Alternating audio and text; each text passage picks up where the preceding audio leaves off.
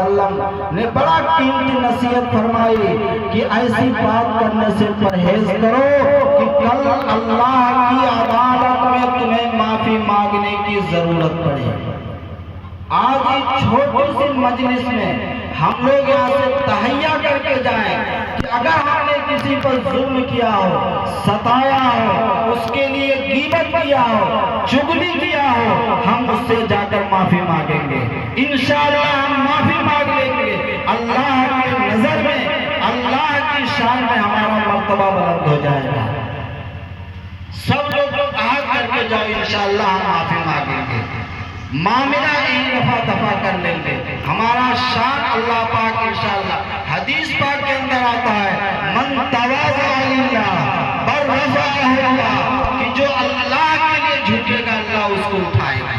معافی مانگنے سے کوئی چھوٹا نہیں ہوتا ہے، اس لیے اللہ کے پیغمبر صلی اللہ علیہ وسلم نے فرمایا کہ ایسی بات کرنے سے پرہیز کرو، بچو کہ کل معافی مانگنے کی ضرورت پڑے۔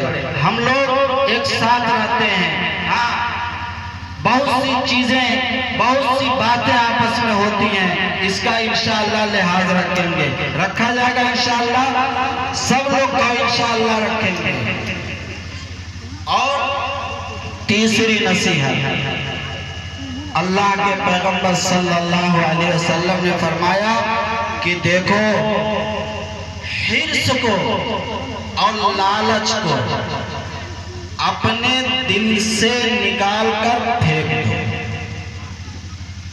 میرے دوست بزرگوں، دیکھنے میں یہ کوئی بہت اہم بات نہیں ہے، لیکن اگر دیکھا جائے تو آج مال کی حرص اور اولاد کی فکر، سال کی ہماری زندگی گزر گئی، ہم 5 وقت کے نمازی نہیں بن پائے۔ حق ہے کہ نہیں ہے؟ اولاد کی فکر اور مال کی حرص، 60 سال، 80 سال، 90 سال، 100 سال کی زندگی گزر گئی اور ہم کبھی 5 وقت کے تکبیر تحریمہ کے ساتھ نماز نہیں پڑھ پائے اور ہماری زندگی ختم ہو گئی۔ کہا گیا ہے الصبر مفتاح الفرج، کہ جو صبر ہوتا ہے یہ کشادگی کی کنجی ہوتی ہے، یہ کشادگی کی کنجی ہوتی ہے۔ اور حرص کے بارے میں بتایا گیا کہ یہ حرص جو ہے یہ ذلت کی کنجی ہے۔ الحرص مفتاح الذل، کہ حرص اور لالچ جو ہے یہ ذلت کی کنجی ہے۔ اس لیے جب تک ہمارے دل میں، ہماری زندگی کے اندر حرص ہوگا، لالچ ہوگی، تب تک میرے دوست و بزرگوں ہم ہر کار خیر سے محروم ہوتے چلے جائیں گے۔ اور جس دن حرص کی جگہ قناعت آ جائے گی، صبر آ جائے گا، اس دن انشاءاللہ ہم ہر کار خیر میں سبقت کرنے والے بن جائیں گے۔ اس لیے اللہ کے رسول صلی اللہ علیہ وسلم کی جو آخری نصیحت تھی وہ یہ تھی کہ اپنے دل سے لالچ کو اور حرص کو نکال کر کے پھینک دو۔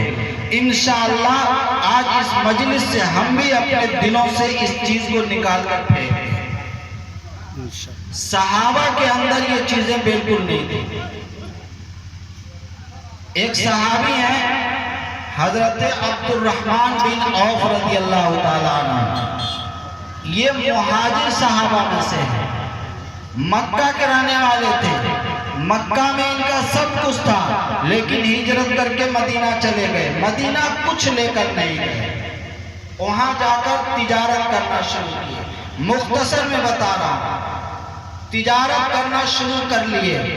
ایک دن ان کا مال تجارت جب مدینہ کے اندر آیا تو مدینہ کے ہر فرد و شخص کی زبان پر ایک ہی کلمہ کہ عبد الرحمن بن عوف کا مال تجارت، عبد الرحمن بن عوف کا مال تجارت، عبد الرحمن بن عوف کا مال تجارت۔ پورے مدینہ میں ہنگامہ ہو گیا کہ عبد الرحمن بن عوف کا مال آیا ہے مدینہ کے اندر، بڑے بڑے करोड़पति, पूंजीपति, अरबपति, खरबपति लाइन में खड़े हैं कि अब्दुर्रहमान बिन औफ ये माल हमको दे दो, अब्दुर्रहमान बिन औफ ये माल हमको दे दो, अब्दुर्रहमान बिन औफ ये माल हमको दे दो। पूरा उनके नाम का मदीना में चर्चा होने लगा, इतने बड़े ताजिर हुए। हजरत आयशा सिद्दीका रज़ी अल्लाह ताला अन्हा की कान में आवाज आई। हजरत आयशा सिद्दीका रज़ी अल्लाह ताला अन्हा बाहर आई, अब्दुर्रहमान बिन औफ के पास गई और जाकर कहने लगी कि अब्दुर्रहमान बिन औफ, नबी को दुनिया से गए चंद साल हुए और तुम्हारे दिल के अंदर दुनिया की इतनी लालच आ गई, तुम इतने बड़े कारोबारी हो गए, इतने बड़े ताजिर हो गए कि आज मदीना के गलियों में जिसको सुनो, जिससे सुनो, जहां सुनो सिर्फ तुम्हारा ही नाम है, इतने बड़े तुम दुनिया के लालची हो गए। हजरत अब्दुर्रहमान बिन औफ रज़ी अल्लाह ताला अन्हु ने कहा, अम्मी जान ऐसी बात नहीं है, अब्दुर्रहमान बिन औफ का नाम जरूर लिया जा रहा है, लेकिन अब्दुर्रहमान बिन औफ के दिल में ये नहीं है। कहा, अम्मी जान अभी देखो अब्दुर्रहमान बिन औफ क्या करता है। हजरत अब्दुर्रहमान बिन औफ रज़ी अल्लाह ताला अन्हु मदीना के कुर्बो जवार में जितने फुकरा थे सबको बुलाया और माल तिजारत उनके अंदर तकसीम कर दिया। कहा ले जाओ, ये सब अल्लाह के लिए वक्त है। तो सहाबा के अंदर दुनिया की लालच नहीं थी, इसलिए वो दीन के काम में ऐसी शरकत किए, ऐसी शरकत किए कि उनकी जिंदगी हमारे लिए आइडियल बन गई, नमूना बन गई। इसलिए मेरे दोस्त बुजुर्गों, इस मजलिस में हमने ये 3 नसीहतें अल्लाह के पैगंबर सल्लल्लाहु अलैहि वसल्लम की बयान की हैं। अल्लाह उस पर हमें भी अमल की तौफीक अता फरमाए और आपको भी अमल करने की तौफीक अता फरमाए। इंशाअल्लाह उस पर अमल करेंगे, अल्लाह के यहाँ हमारा मर्तबा बुलंद होगा, अल्लाह हमारी उलूए शान को बढ़ाएगा। अल्लाह हम सबको कहने और सुनने से ज़्यादा अमल की तौफीक अता फरमाए। व आखिरु दअवाना अनिल हम्दुलिल्लाहि रब्बिल आलमीन। ये थे हज़रत मौलाना हमीदुल्लाह साहब दामद बरकातहू, जो हमसे और आपसे महबूब खिताब थे और वाक़ईतन हज़रत ने बड़ी जामे नसीहतें हम सब के सामने पेश की हैं। अगर उनमें से कुछ ही बातों पर अमल कर लिया जाए तो मेरे ख्याल से आखिरत का बेड़ा ग़रक़ाबी से बच जाएगा, यानी डूबने से हम बच सकते हैं। सबसे पहले जो नसीहत की नमाज के सिलसिले में वाक़ईतन बहुत अहम है।